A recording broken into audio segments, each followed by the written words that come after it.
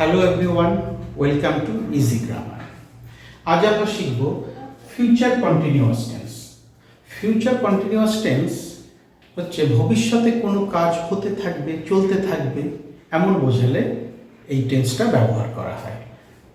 দেখো, আমি এখানে কয়েকটা উদাহরণ লিখে রেখেছি। যেমন, বাচ্চাটি ঘুমাইতে থাকিবে, তুমি খেলিতে থাকিবে, আমি বইটি পড়িতে থাকিব, তাহারা কাজটি করিতে থাকিবে। তাহলে দেখো, এখানে প্রত্যেকটা বাক্য এমনভাবে লেখা আছে যাতে দেখানো হচ্ছে ভবিষ্যতে কোনো কাজ ঘটতে থাকবে বা চলতে থাকবে। আর ব্যাকরণের নিয়ম অনুযায়ী আমরা এই বাক্যগুলিকে যখন ট্রান্সলেট করব তখন আমাদের ফিউচার কন্টিনিউয়াস টেন্সের নিয়মগুলো ফলো করতে হবে। তো ফিউচার কন্টিনিউয়াস টেন্সের যে বাক্যের গঠন বা সেন্টেন্স কনস্ট্রাকশন সেটা এরকম। প্রথমে সাবজেক্ট বা কর্তা, তারপরে শ্যাল বি অথবা উইল বি, এবং তারপরে মেইন ভার্বের সাথে আইএনজি যুক্ত করতে হবে। যেমন আমরা প্রেজেন্ট কন্টিনিউয়াস টেন্সে করেছি, পাস্ট কন্টিনিউয়াস টেন্সে করেছি, ঠিক সেরকমই ফিউচার কন্টিনিউয়াস টেন্সেও মূল যে ভার্বটা, মূল যে ক্রিয়াটা, তার সাথে আইএনজি যুক্ত করতে হবে। এবার তোমাদের মনে প্রশ্ন জাগতে পারে যে কখন আমরা শ্যাল বি এবং কখন আমরা উইল বি ব্যবহার করব। তো এইখানে আমি লিখে দিয়েছি I shall be, we shall be, you will be, he will be, they will be, এইভাবে লিখবে। তো আমার এই যে প্রত্যেকটা সেন্টেন্স আছে, এখানে তোমরা প্রতিটা সেন্টেন্সের ভিতরে এইগুলো মিলিয়ে মিশিয়ে পাবে এই নিয়মটা। তো তোমরা সেভাবেই ফলো করবে এবং তোমরা ভবিষ্যতে যখন নিজেরা কোনো ট্রান্সলেশন করবে বা তোমরা নিজেরা যখন কোনো বাক্য গঠন করবে তখন তোমরা এই রুলটা ফলো করবে। তো দেখা যাক, বাচ্চাটি ঘুমাইতে থাকিবে, বাচ্চাটি বা শিশুটি ঘুমাইতে থাকিবে। তো শিশুটি, এটা হচ্ছে থার্ড পারসন সিঙ্গুলার নাম্বার, শিশুটি।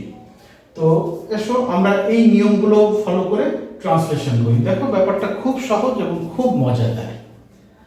বাচ্চা ইংরেজি বেবি, বাচ্চাটি দি বেবি, এই হচ্ছে বাক্যের কর্তা, the baby will be, third person singular number, এই বেবি হচ্ছে third person singular number. The baby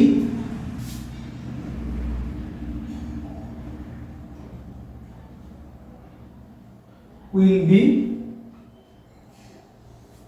sleeping, sleep হচ্ছে মূল ক্রিয়া, তার সাথে আমাদের যোগ করতে হবে আইএনজি।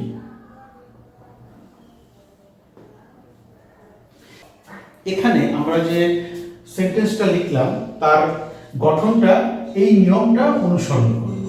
দেখো, দ্য বেবি কর্তা, সাবজেক্ট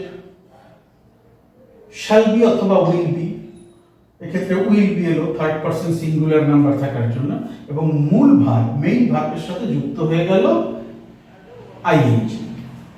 একদম জলের মতো পরিষ্কার। এরপরেরটা দেখো, তুমি খেলিতে থাকিবে, তুমি হলে উইল হবে, তুমি বাক্যের কর্তা, ইউ শ্যাল বি অথবা উইল বি, এক্ষেত্রে আমরা উইল বি, ইউর ক্ষেত্রে ইউ।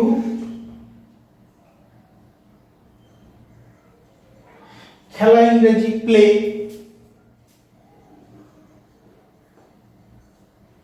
তার সাথে যুক্ত করতে হবে আইএনজি। হয়ে গেল, ইউ উইল বি প্লেইং। বাক্য গঠন করলাম নিয়ম মেনে, ফিউচার কন্টিনিউয়াস টেন্সের নিয়ম মেনে। আমি বইটি পড়িতে থাকিব, আমি বাক্যের কর্তা, কি আনবো, শ্যাল বি নিয়ে আসবো। এখানে শ্যাল বি অথবা উইল বি যে কোনো একটা আনতে হবে কর্তা অনুসারে, সেক্ষেত্রে আমরা আনবো শ্যাল বি।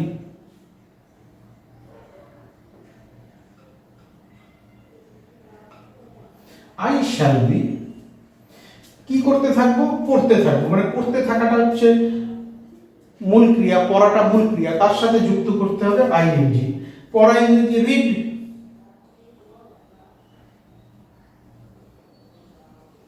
তার সাথে যুক্ত করব আইএনজি, মূল ক্রিয়ার সাথে আইএনজি যুক্ত হয়ে যাবে। আই শ্যাল বি রিডিং, কি পড়তে থাকবো, বইটি, দি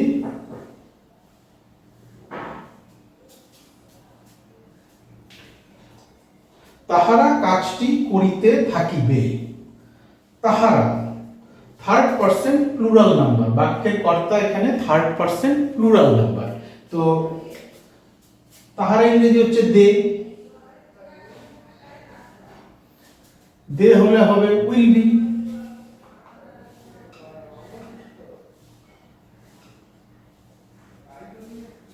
কাজ করা, করা ইংরেজি ডু, ডু ভার্ব, তার সাথে যুক্ত হয়ে যাবে আইএনজি। কি করতে থাকবে? কাজটি।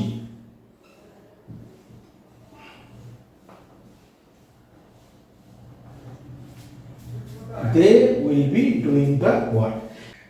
তাহলে বোঝা গেল ভবিষ্যতে কোনো কাজ চলতে থাকবে, ভবিষ্যতে কোনো কিছু ঘটতে থাকবে। যখন আমরা এমন বোঝাবো তখন আমাদের ব্যবহার করতে হবে future continuous tense. Future continuous টেন্সের বাক্য গঠন করতে গেলে আমাদের বেসিক কিছু নিয়ম মানতে হবে। সেই নিয়মটা হচ্ছে বাক্য গঠনের নিয়ম। বাক্য গঠনের নিয়ম কি? সাবজেক্ট, বাক্যের কর্তা, তারপরে কর্তা পুরুষ অনুযায়ী বা নাম্বার অনুযায়ী সেক্ষেত্রে শ্যাল বি বা উইল বি ব্যবহার করতে হবে এবং মূল ভার্বের সাথে যুক্ত করতে হবে আইএনজি। তাহলে বোঝা গেল ফিউচার কন্টিনিউয়াস টেন্স ভীষণ সোজা। এবার তোমরা প্র্যাকটিস করো। আমি এখানে তোমাদের কতগুলো উদাহরণ দিলাম, এই উদাহরণগুলি তোমরা দেখো এবং তোমরা নিজেরা কিছু বাক্য তৈরি করো এবং সেগুলোকে ট্রান্সলেট করো। খুব সহজ এবং ভীষণ ভীষণ মজাদার, এবং যত তোমরা প্র্যাকটিস করবে তত এটা সহজ হয়ে যাবে এবং তোমরা ভীষণ শুদ্ধভাবে এবং সুন্দরভাবে এই ফিউচার কন্টিনিউয়াস টেন্সকে বাক্যে ব্যবহার করতে পারবে। তাহলে আজকের ক্লাসটা আমি আর লেন্দি করছি না। ফিউচার কন্টিনিউয়াস টেন্স আমরা শিখে নিলাম। আমি এর পরের ক্লাসে তোমাদের দেখাবো বা শেখাবো ফিউচার পারফেক্ট টেন্স। তো তোমরা প্র্যাকটিস করো। কোনো প্রশ্ন থাকলে আমার কমেন্ট সেকশনে লিখে পাঠাও। তোমাদের যদি কোনো কিছু বুঝতে অসুবিধা হয় আমার ডেসক্রিপশন বক্সে ইমেল আইডি এবং ফেসবুক আইডি দেওয়া আছে, সেখানেও তোমরা আমার সাথে যোগাযোগ করতে পারো। সেখানেও তোমরা লিখে জানাতে পারো যে তোমাদের কোনো অসুবিধা হচ্ছে কি না ফিউচার কন্টিনিউয়াস টেন্স বুঝতে। আমি অবশ্যই তোমাদের সমস্ত প্রশ্নের উত্তর দেব সময় মতন। ভালো থেকো। তো thank you so much for your time and attention and have a nice day.